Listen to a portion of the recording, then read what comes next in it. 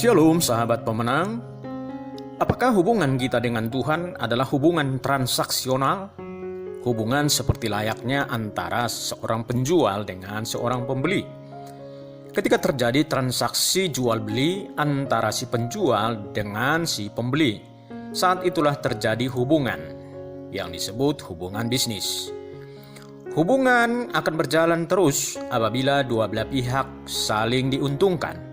Tetapi kalau salah satu tidak diuntungkan, hubungan akan dihentikan. Hubungan antara si penjual dengan si pembeli dapat terjalin karena terikat dengan perjanjian transaksi. Kalau perjanjian transaksi sudah selesai, maka hubungan berakhir.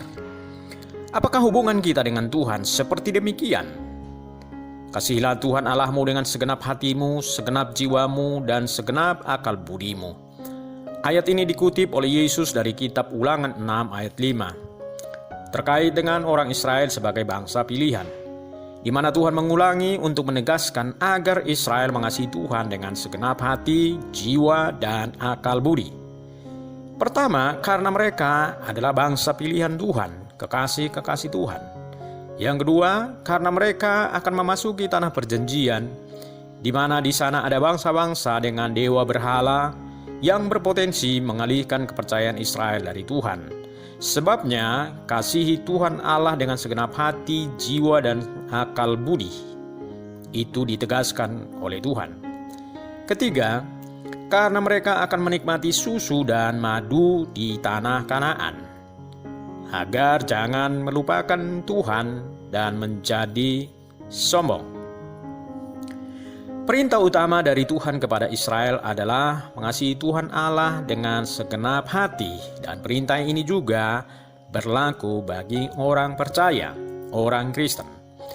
Jadi hubungan kita dengan Tuhan adalah hubungan kasih, bukan hubungan transaksional. Tuhan memilih kita menjadi umat-Nya bukan karena kita memberikan sejumlah barang atau prestasi sebagai alat transaksi kepada Tuhan supaya kita diselamatkan. Kita diselamatkan tanpa bayaran alias gratis. Keselamatan tidak dapat dibeli. Itu adalah anugerah. Di dalam anugerah itu ada kasih yang besar dari Tuhan untuk kita. Renungkanlah ini. Untuk kita diselamatkan menjadi anak Tuhan, kita tidak perlu berbuat apa-apa untuk itu. Karena itu adalah anugerah.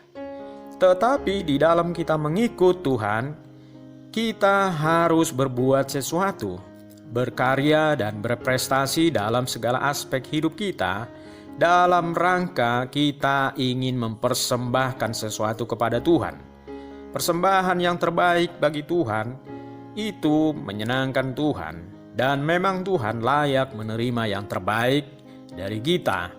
Itulah wujud dari kasih yang mengasihi Tuhan. Tujuan kita orang percaya hidup di dunia ini adalah menjadi alat kemuliaan-Nya. Semua hal yang kita pikirkan, kerjakan, yang kita perjuangkan dalam hidup ini, semata-mata hanya untuk kemuliaan nama-Nya yang agung. Banyak orang Kristen yang membatasi pengertian, kasihilah Tuhan Allahmu dengan segenap hatimu, jiwamu, dan segenap akal budimu. Ini hanya berlaku di wilayah rohani. Ketika kita masuk gereja, beribadah, melayani, di saat-saat itulah di mana kita menunjukkan sikap mengasihi Tuhan dengan serius. Kita memuji Tuhan, kita menyembah, angkat tangan, kusuk, bahkan mungkin menangis. Suasana rohani ini mendorong kita untuk menjadi orang Kristen yang baik, yang ramah, yang sabar, yang alim, dan kita menjadi orang saleh. Tetapi kemudian ketika kita kembali ke rumah, ke pekerjaan kita, lalu kita kembali seperti diri kita semula. Karena kita berpikir ini bukan lagi wilayah rohani, ini sudah wilayah duniawi. Akibatnya kita berbuat sesuka hati kita. Kita hidup secara duniawi. Kita hidup bebas, hidup bermalas-malasan, kerja asal-asalan, hidup mengalir saja. Kalau arusnya dingin, ya kita ikut dingin.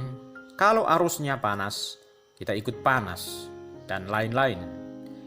Seolah kita berpikir ini tidak ada urusannya dengan Tuhan karena ini wilayah duniawi.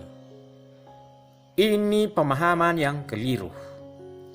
Kasihilah Tuhan Allahmu dengan segenap hati, jiwa, dan akal budi, artinya segala sesuatu yang kita kerjakan, entah itu di gereja, di rumah, di pekerjaan, di sekolah, kerjakanlah itu dengan segenap hati, jiwa, dan akal budi.